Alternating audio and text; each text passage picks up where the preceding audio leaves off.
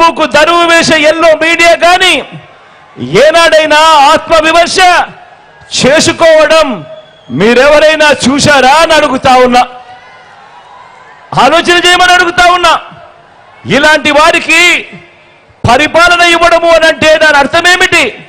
ప్రభుత్వం ఎవరి కోసం? అందమైన వాగ్దానాలు చేసి అధికారం లాక్కొని 5 ఏళ్లు వంచడానికి, ఆ వచ్చిన అధికారంతో ప్రజలను లూటీ చేసి దోచుకోవడానికి దోచుకున్నది పంచుకోవడానికి వీళ్ళకు అధికారం కావాలట. గమనించమని చెప్పి మిమ్మల్ని అందరినీ కూడా కోరుతా ఉన్నా. అదే మీ బిడ్డ పాలనలో నిర్మిస్తా ఉన్న సమాజం ఎలాంటిదంటే, ఇక ఏ పిల్లవాడు, ఏ ఒక్క పాప తన కులం వల్లనో, తన మతం వల్లనో, తన ఆర్థిక పరిస్థితుల వల్లనో మంచి చదువులేకపోయాను అని అనుకోవటానికి వీల్లేని సమాజం మీ బిడ్డ నిర్మిస్తా ఉన్నాడు.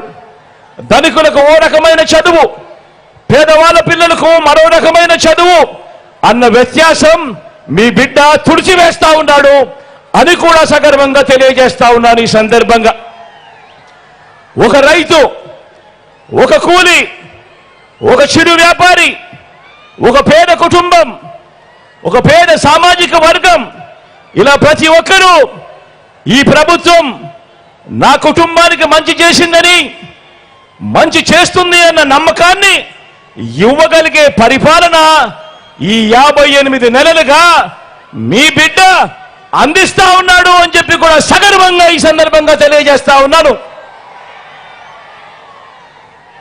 ఆలోచన చేయమని అడుగుతా ఉన్నా. 14 ఏళ్లు చంద్రబాబు ముఖ్యమంత్రిగా చేశాడు. 3 సార్లు తాను ముఖ్యమంత్రిగా చేశానని చెప్పుకుంటాడు. మరి 14 ఏళ్లు ముఖ్యమంత్రిగా చేసిన చంద్రబాబు గారి పేరు చెబితే ఇక్కడున్న మీలో ఎవరికైనా కూడా కనీసం ఆయన చేసిన ఒక్కటంటే ఒక్క మంచైనా గుర్తుకొస్తుందా అని అడుగుతా ఉన్నాను. 2 చేతులు పైకెత్తాలబ్బా. ఇలా ఇలా ఇలా ఇలా ఇలా ఇలా ఇలా ఇలా ఇలా ఇలా ఇలా ఇలా 14 ఏళ్లు ముఖ్యమంత్రిగా ఉన్నాడు. 3 సార్లు ముఖ్యమంత్రిగా చేశానంటాడు. మరి అలాంటి ఆయన పేరు చెబితే ఆయన చేసిన, పేదవాడి కోసం ఆయన చేసిన ఒక్కటంటే వస్తుందా అని అడుగుతా ఉన్నాను. 2 చేతులు పైకెత్తాలి. ఇలా ఇలా ఇలా ఇలా ఇలా ఇలా ఇలా ఇలా ఇలా మరో వంక మీ బిడ్డ